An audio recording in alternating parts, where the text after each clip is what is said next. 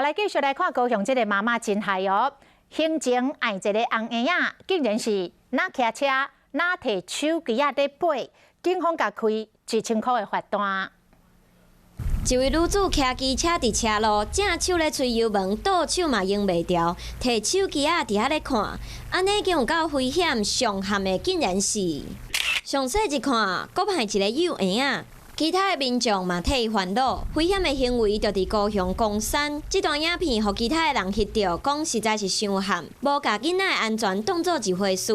手机啊，敢讲会比囡仔搁较重要。这个妈妈一边骑乘，一边手持手机，在使用行动电话。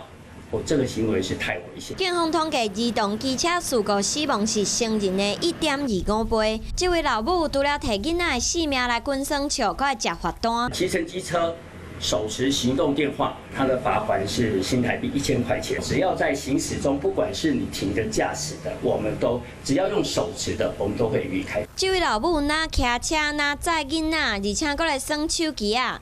若是发生任何意外，后果恐惊就毋是1000块就会使解决。